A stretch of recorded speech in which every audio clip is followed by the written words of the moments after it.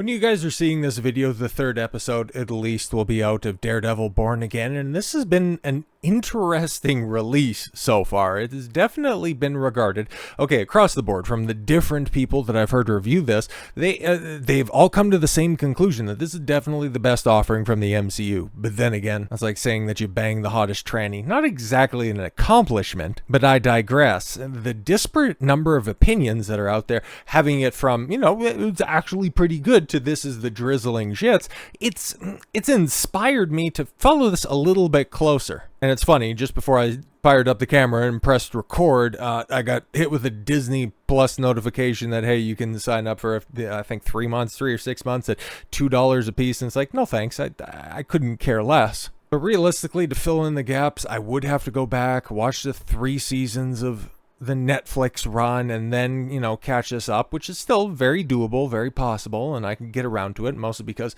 I like the idea of Daredevil, don't know him all that much, but I really like the Punisher, and I think that that's a very interesting character in and of himself. And so to hear what's being done, what's being set up, at least at this point in time, it makes me want to roll my eyes so hard I become a self-inflicted man without fear myself, so I don't have to see how ham-fisted these allegories are going to become. At this point in time, man, I'm somebody who very much likes dialogue, very much likes character-driven drama, sitting down and, as the showrunner of Born Again says, all the navel-gazing conversations. Yeah, I like that stuff. After rewatching Peter Jackson's Lord of the Rings trilogy over the past weekend again, for as wonderful and bombastic as Helm's Deep or Pelennor Fields is, what are my favorite parts? Character journey of Aragorn from in Two Towers, and I would say that being highlighted with Elrond reforging Narsil and making Anduril. It's like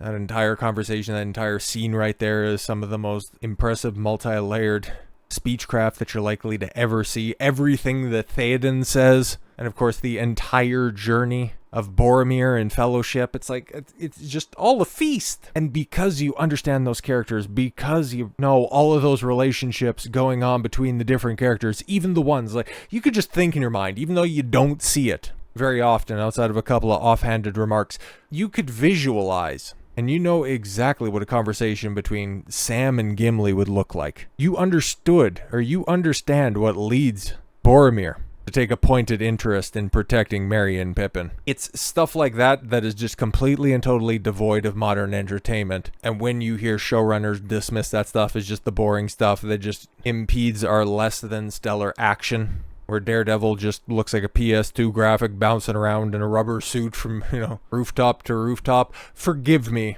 if I don't want to give you the benefit of the doubt. And especially when this right here has also been a topic of conversation for a while, just how popular the Punisher as a character, as Frank Castle, has been in certain, at least according to Disney and Marvel, unsavory categories of people, how they're wanting to take that back, kind of like how Warner Brothers, and I don't really think it was the Wachowskis, whatever you want to call them, on a certain day, how much they wanted to take back the red pill with the Matrix regurgitations. Marvel and I think one of the Punisher co-creators have been wanting to do a video on the Punisher for a while. It just hasn't really slotted in, and this just seems perfect. Wants to take back the iconography of Frank Castle. It's like, ugh, God, it's so cringe. And if you're going to be doing this in a series that people are looking forward to, it's like that would just be icing on this shit cake. But Daredevil Born Again finally acknowledges the real-world controversy behind one of its most brutal characters. Yes, we're talking about the Skull.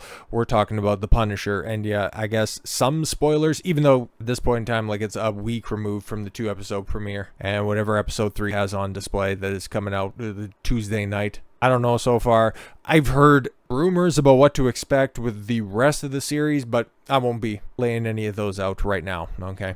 In a series premiere packed with political upheaval and the shocking death of a fan favorite character, Matt Murdock's Charlie Cox skirmish with the New York law enforcement at the end of Daredevil Born Again episode 2 isn't the show's most memorable moment, yes, but the fight still gives us a lot to unpack the MCU's latest update to New York's finest. Shortly before Matt dispatched with a pair of corrupt cops by showcasing Daredevil Born Again's absolutely brutal brand of violence, yet CGI weirdness, and more cuts than a scene girl's left forearm.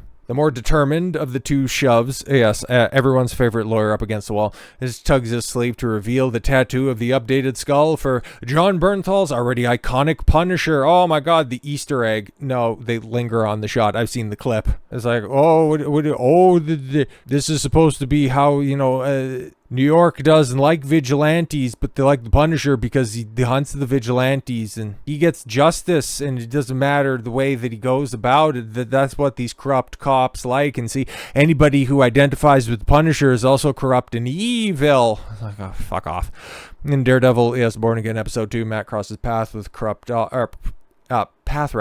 with corrupt officers in order to secure a witness to protect his newest client, Hector Alea. The White Tiger complicates his defense of the innocent man, even though he just committed manslaughter from police under his civilian persona. Yet the altercation raises the stakes for Matt's case.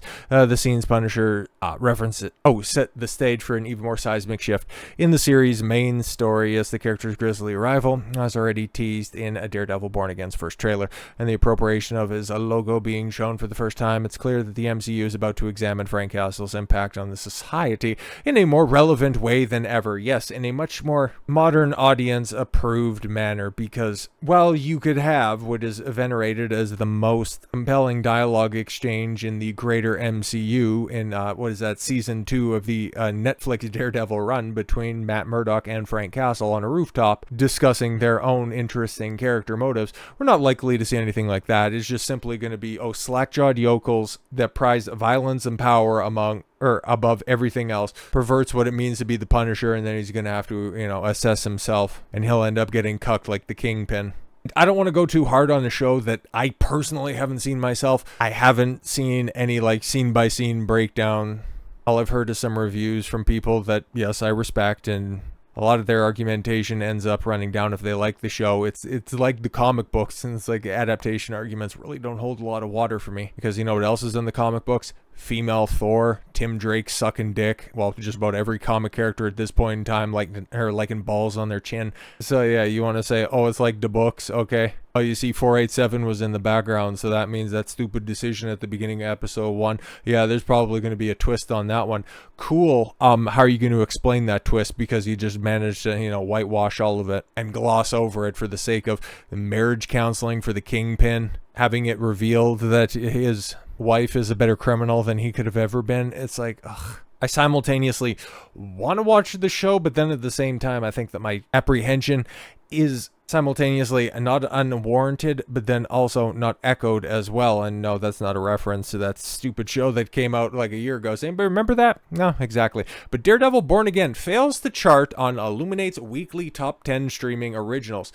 It might actually be worse viewed than The Acolyte, which is kind of wild. Very wild. And I'm just wondering, right? Because we've talked about Star Wars ad nauseum, and we're also going to be talking about them, I think, later today, but we'll see. We'll definitely by the end of the week, because there's been some interesting news on that front as well. But we've talked about, the knock-on effect of The Acolyte and how that is reflected on Star Wars, and the fact that Skeleton Crew was let out to die, and if that's ultimately going to reflect poorly on Andor Season 2, but I think that Andor fan base is so far removed from Disney Star Wars, which sounds weird, but makes sense in that context. Did The Acolyte's ultimate failure, and the fact that there is a perception about Disney Plus of it just being completely devoid of creativity and very low quality, is that just also permeated over to the MCU? Because we looked at the numbers at the end of the year wrap up for all of streaming, and when it came to the top 10 most viewed shows of 2024, a Disney Plus offering was nowhere near that list. And this is a series in Daredevil Born Again that was very well promoted, that is of course coasting on a lot of goodwill. But then again, I also run my references on this, and well, this is picking up. This is very much, okay, this is very much presented as a season 4 of a show that was canceled back in 2018. We're 7 years removed? That's a long time. Even if you enjoy something, that's a long time to wait. And if you think that you can get all of those fans that were watching it back on Netflix, which we don't really have concrete numbers of, Netflix wasn't necessarily keeping a running tally of how many people were checking out episodes at the time. Well, I don't know. I don't know, maybe word of mouth about, the diminishing quality of the MCU has dominated any sort of anticipation for a season 4 of a show that was very well regarded at the time, but has now been dragged through the mud through having its main characters put in a bunch of stupid series that are simultaneously forgotten, then also referenced in the show for yucks, but they also don't want to reference all of the appearances because, okay, cool, you want to go ahead and make an offhanded joke about Kingpin getting shot in the eye and then just going, yeah, that was funny. Wow, that happened. You want to make references to Hawkeye and Echo, but you're not going to point out, oh, right, so what about that trip, Matt, that you made to San Francisco? I have eyes on you. You don't, but I do. And how you ended up banging She-Hulk? Do you want to explain that? No, don't want to bring that up. The showrunner coming out and saying, yeah, we're not really going to focus that much, and we're not going to lean into those references, but you want to make the reference about Echo and Hawkeye. And then I've heard the defense of that going, well, it happened in the MCU, so of course you got to reference it. Whenever, okay, like even just sticking to the films, how much continuity is there when it comes to incursions, rather, okay? Because you've got Spider-Man No Way Home's interpretation, you've got Doctor Strange Multiverse of Madness's interpretations, and then you've got Deadpool and Wolverine's one. So which one's canon exactly? Yeah, you can pick and choose. The interconnectivity is simultaneously a selling point and a detriment to the MCU. But let's take a look at the numbers here and how bad that they could theoretically be. I guess the viewership's so bad that you don't even need to be blind in order to ignore. Marvel Studios' Daredevil Born Again failed to chart in the data tracking firm Luminate's weekly top 10 streaming original television chart. Luminate posted, their data for the week of February 28th through March 6th. Okay, so yeah, this is, hey man, you're 2 million minutes, you're 2 episodes, more than an hour in length, I think. Yeah. Daredevil Born Again is nowhere to be found on the chart, with Paramount Plus's Landman in 10th place with just 35.2 million minutes viewed, and that ended up wrapping, like, it debuted in November or something like that, but it's some of those normie bait shows that I hear are actually pretty good. I don't watch them. My folks watch them. A lot of people watch them, obviously, because it's still being watched to this very date, and a very high-profile Disney Plus show can't even crack the list of something that is months old at this point. That means Daredevil Born Again, which had 2-episode premiere on Disney Plus on March 4th, performed worse than Landman. For comparison, The Acolyte garnered 210 million minutes watched in its first week, according to Luminate. It moved up to 380.5 million in its second week. Both shows were released on a Tuesday. And yeah, what we have, okay, so this is the February 28th to March 6th number, so you have Running Point and then 1923, another one of those Taylor Sheraton normie bait shows, and yeah, shit, 1.1 billion minutes watched. There's nothing on Disney that gets those types of numbers. Even when Mando was really cooking, there's nowhere close to that. Like, I think it ended up topping out six and change, something like that. But anyways, yeah, 0 Day, Love Is Blind, Reacher. Okay, I know that's still going on. It started off pretty good. I haven't heard anybody talk about it, really. It's kind of crazy. Paradise, Devil in the Family, Fall of Ruby Frank. Okay, haven't heard of that, but I've heard about their cousin Anne's story. House of David. Okay, and then 1923 season 1. So people filling in the gaps. Okay, so 1923 accounts for 1.5 billion minutes watched on this list, and then of course, yeah, Landman down there at the bottom at 352.2 million minutes watched. Furthermore, as noted by Matt McGloin at Cosmic Book News, Marvel Studios nor Walt Disney shared their viewership data for the show. Not great. That's just the sign right there. It's like whenever whenever a video game releases, normally you'll hear within the first couple of days, like what Kingdom Come Deliverance 2 was like, hey, first month, 2 million copies. Monster Hunter at Capcom announced that they sold 8 million copies in the first few days, okay? But Disney, awfully silent, okay? Trying to turn a blind eye on Daredevil Born Again. Looking at the number of reviews on IMDb, the show might actually have worse viewership than the premiere of The Acolyte, which, it's kind of crazy, right? Because I've heard more conversation about this on a much wider spectrum of opinions, which you would think would endanger itself to more people want to check it out for themselves. It's like, okay, I'm hearing Gary from Nerdrotic really praise it, and then at the same time I'm hearing Mahler tear it apart. I'm hearing favorite creator over here saying it's pretty decent. You know, it has potential. It's something I'm going to be tracking. And you'll hear other people going, it kind of looks like AIDS. I'll wait until all of it comes out. So you would think that,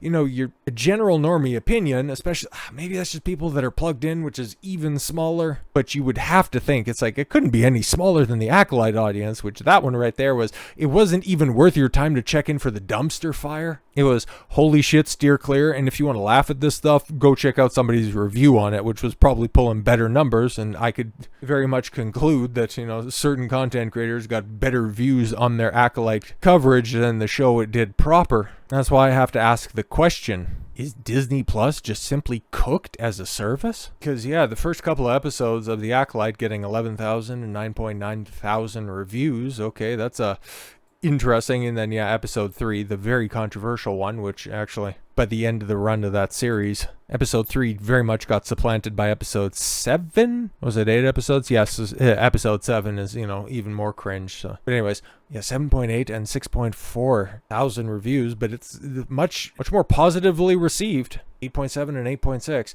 Furthermore, yes, looking at Google Trends, The Acolyte had a higher peak when it released compared to Daredevil Born Again. Interesting. Acolyte hit 100 during the week of June 2nd through the 8th, and Daredevil Born Again hit 60 for the week of March 2nd through the 8th. Ooh, that's interesting, man. That's very interesting, but does it speak to the overall quality of the show? Not really. You're going to have to rely on either your own viewing habits, which you're apparently alone in that endeavor, or you'll just have to wait for other people to review it, which is how I'm going to go about this. If it turns around, I will be super happy. And especially if it ends up bucking the trend of other MCU projects, any other Disney Plus streaming series, and it turns it around by the end. I'll be also interested to see if this does pull an Andor and it ends up generating a higher viewership towards the end of the series, or if this is going to just simply end up pulling an Acolyte and all but killing and facilitating a reboot for the MCU. Who knows, man? There's a lot riding on this, but then again, there's a lot riding on the MCU in 2025. This is just simply another piece of that pie, which instead of having a nice apple, cherry, strawberry filling, it's starting to look a lot more maggoty the longer you leave it out on the counter.